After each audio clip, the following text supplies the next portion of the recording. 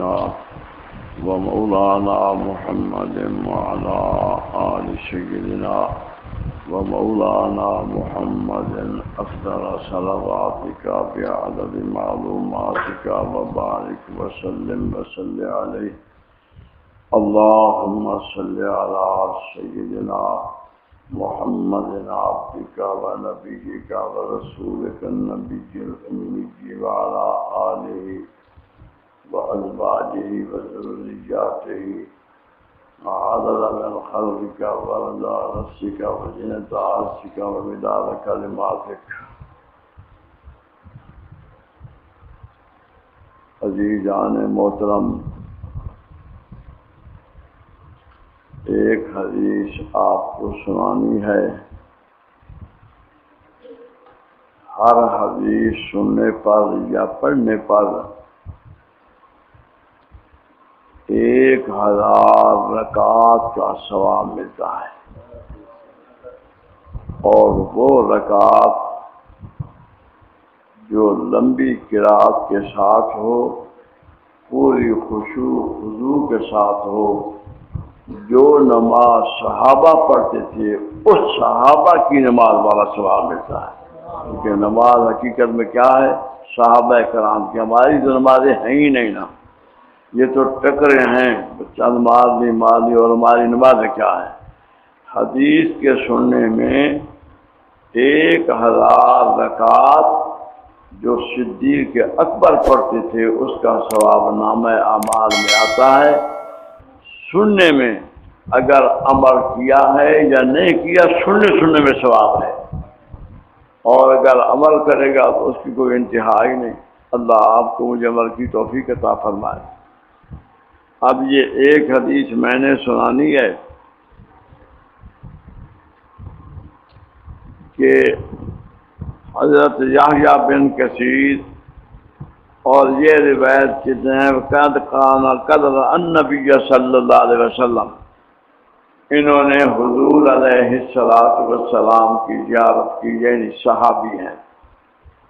فرماتے ہیں میں نے آپ کی خدمت میں حاضر ہوا تو میں نے سنا آپ صلی اللہ علیہ وسلم صحابہ کو خطاب فرما رہے تھے، اور یہ فرمایا آپ نے ان فی جہنم 70,000 واد. جہنم یعنی یہ جہنم کے ہیں، ایک جہنم ہے، لظا ہے، حطمہ ہے، سعیر ہے، شقر ہے، حاویہ ہے. یہ جہنم کے کیا ہیں؟ یہ سارے کے سارے درکات مستقل ہیں. فرمایا کہ صرف 1-2 رکھ کی صرف بات آتی ہے، اور اس طریقے سے سالوں کو سمجھو کہ 70,000 وادی ہے، اور ایک وادی اس زمین جتنی ہے، ایک وادی اس زمین جتنی ہے. فی کل واد 70,000 شعب.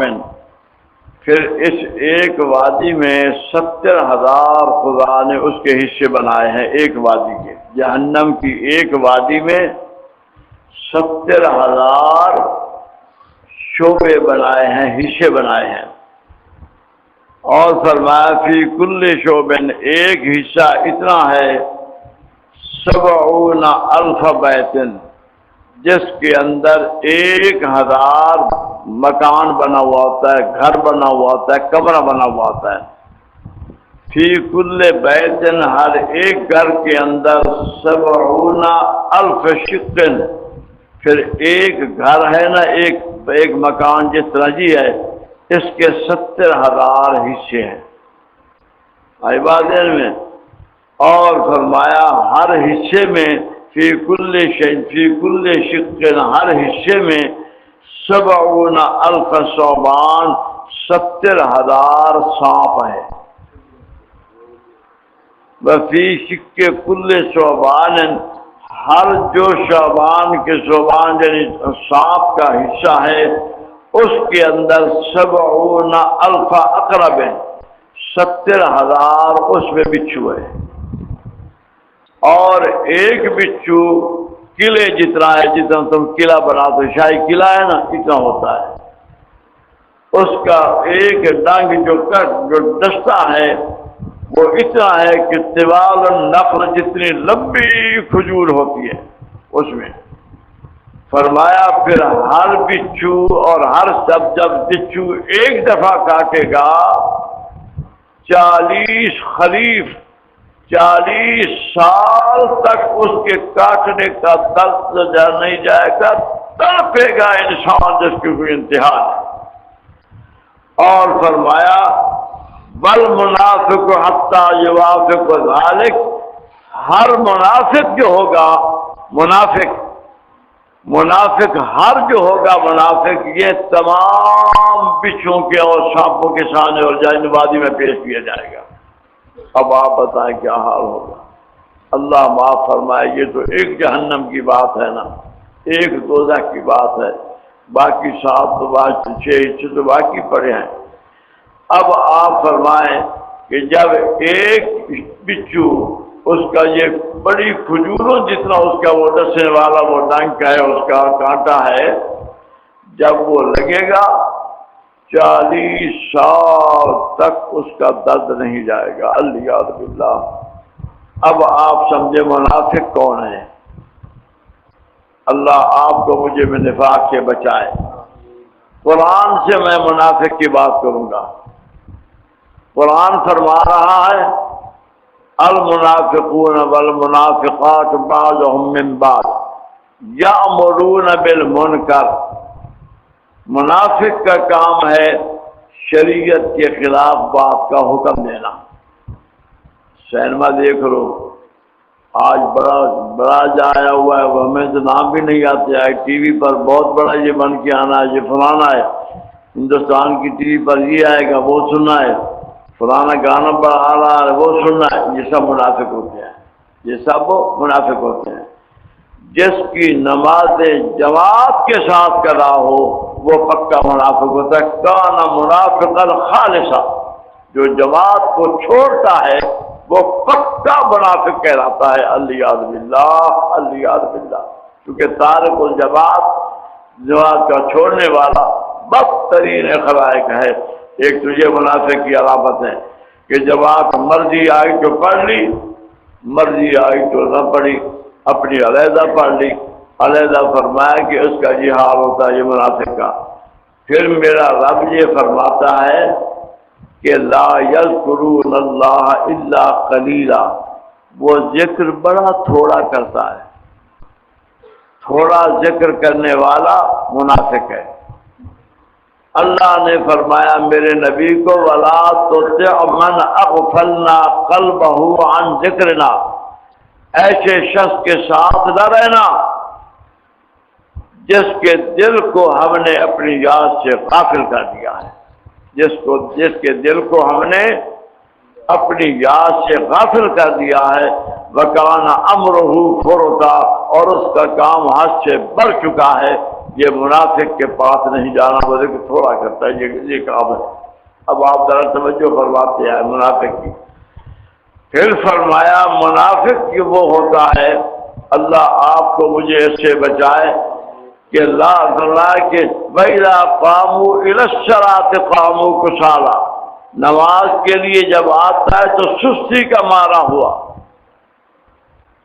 سستی کا مارا ہوا، بس نماز پڑھی اور مسجد سے بھاگنے کی۔ جس کو دیکھو جو آخر میں مسجد میں آنے والا اور پہلے جانے والا ہے، گواہی دے دو وہ منافق ہے۔ سمجھ آ گئی؟ آپ جیل میں کے بعد پھر سمجھے۔ پھر فرمایا منافق کی علامت یہ ہے جس کی عمر 40 سال پوری ہو گئی، اس کی پہلی زندگی جو تھی پچھلے والی زندگی اس کی نہیں بدلی، یعنی 40 سال کے بعد اس کو آخرت کا خوف، آخرت کا خشیت، آخرت کی طرف توجہ دینی تھی۔ اب وہ کیا ہوگا؟ فرمایا وہ ایسا بدترین ہے جو آج سے پہلے تھی اس کے بعد بھی وہی آتے ہیں، تو فبشرہ بالنار، اس کو کہہ دو تجھے جہنم کی خوشخبری ہے۔ وہاں بولا اتنا بڑا خوف رہا کہ منافق کا۔ اللہ تعالیٰ آپ کو مجھے نفاق سے بچائے۔ نفاق کہتے کسی ہے؟ اب یہ حدیث سنی ہے نا ہم نے، مانتے بھی ہیں، میرے نبی نے فرمایا ہے، مان بھی لیا، بات بھی سچی ہے، لیکن اس والا خوف اندر نہیں آتا، اس والا خوف اندر نہیں آتا۔ یہ منافق، کیونکہ منافق کا ظاہر اور باطن ایک نہیں ہوتا۔ جو سنتا ہے کرتا ہے، جس کو پتا ہے کہ نماز قضا کرنے پر اتنا عذاب ملے گا، پھر وہ نماز قضا کرتا ہے، پرواہ نہیں کرتا، تو اس پر یقین نہیں تھا۔ حضرت امام حسن بصری رحمۃ اللہ علیہ فرماتے ہیں منافق کو یقین نہیں ہوتا۔ کیسے؟ اب ایک سوراخ کے اندر آپ کے سامنے سانپ داخل ہو جائے، آپ اس میں انگلی نہیں ڈالیں گے۔ حضرت امام حسن بصری فرماتے ہیں خطرہ ہے کہ سانپ کاٹ نہ لے، خطرہ ہے نا۔ اب ایک سانپ کے معاملے میں آپ اتنے محتاط ہیں، ادھر کروڑوں سانپ کا خطرہ نہیں ہے، تو وہ بے ایمان نہیں، منافق نہیں، تو اور کون ہے؟ اگر وہ یہ نہیں ہے، منافق نہیں ہے، تو وہ اور کون ہے؟ جب اتنے سانپ سنے، قبر کے سانپ سنے، پھر یہ ہے منافق کی علامہ یہ ہے کہ جتنی اس کی عمر آگے جا رہی ہے، اتنا وہ دنیا کے معاملے میں زیادہ محبت کرتا ہوا پیچھے ہٹ رہا ہے، محبت کرتا ہوا پیچھے، گویا کہ میں یہ کر لوں، یہ کر لوں، یہ کر لوں، یہ بنا لوں، اس کا ماں باپ کے خیال رہتا ہے۔ اور مومن کبھی دنیا کی اگلی سوچ نہیں رکھتا، جو آیا کھایا، جو نہیں بس چلا، اللہ راضی ہو جائے، اللہ دینے والا ہے۔ مومن کو کوئی توکل، خدا پر توکل بھی ہوتی ہے۔ تو اس واسطے فرمایا ایک تو منافق کا لفظ یہ ہے۔ پھر یہ ہے کہ وَإِذَا خَاصَمَ فَجَرَ، ذرا سا غصہ دو اسی وقت گالیوں پر آ جائے گا۔ جو جب غصہ آیا گالیاں برسانی شروع کر دی۔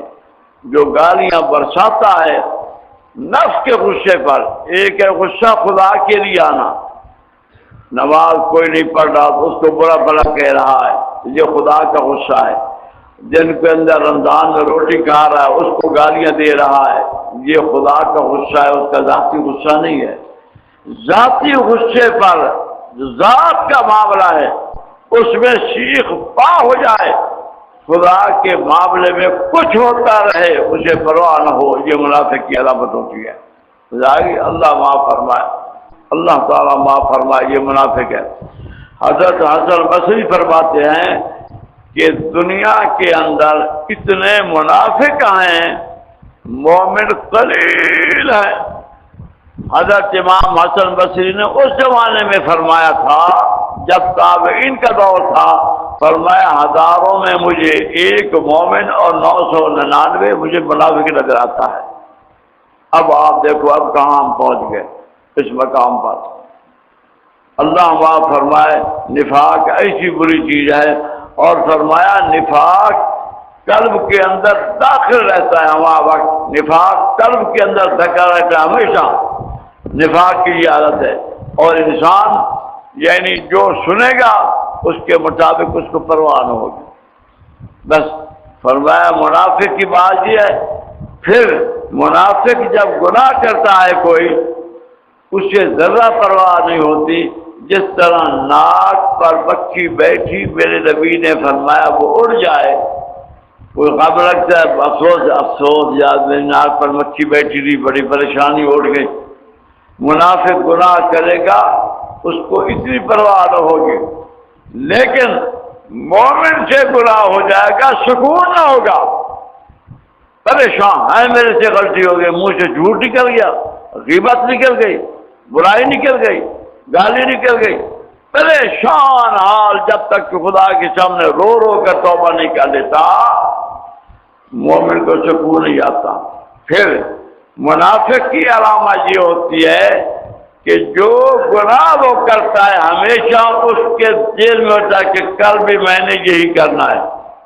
مومن گناہ کا ارادہ نہیں کرتا، مومن سے جب بھی گناہ ہوتا ہے وہ پھسا جاتا ہے، اچانک کسی ارادے کے ساتھ مومن گناہ نہیں کرتا۔